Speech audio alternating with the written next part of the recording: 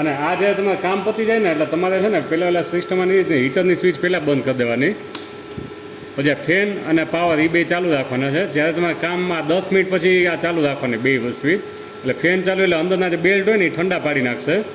એટલે આ પછી 10 મિનિટ પછી તમારે ફેનની સ્વિચ બંધ કરી દેવાની અને આ પાવરની બંધ કરી દેવાની. અને આ કન્વેયર પાવર બંધ કરે કન્વેયર ચાલુ જશે. એની મેઇન એમસીબી અહીંયા આવે છે. આ તમે બંધ કરશો ને એટલે બધું પાવર એકસાથે બંધ થઈ જશે.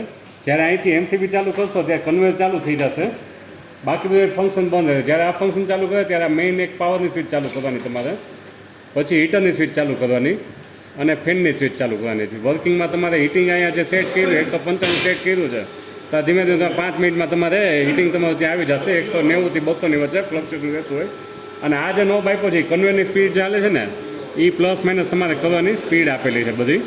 પણ નોર્મલ સ્પીડ આપણે ચલાવતા એ આટલી સ્પીડમાં ચલાવતા. અને આ વસ્તુ એટલા માટે ક્યારેક તમારે પાવર ફસાઈ જાય તો ઇમરજન્સી બટન દબાવો ને એટલે ફંક્શન તમારું બંધ થઈ જશે, બધું પાવર બંધ થઈ જશે. જ્યારે આમ તમે ગોળ ફેરવશો એટલે પાછું ચાલુ થઈ જશે. કોઈ એક્સિડેન્ટલી તમારે પાવર વચ્ચે ફસાઈ જાય ત્યારે આ બટનનો ઉપયોગ થશે તમારે. બાકી આ કોઈ ફંક્શન છે આને કાંઈ તમારે કોઈ મુવમેન્ટ નથી કરવાની, જેમ છે એમ જ રાખવાનું છે.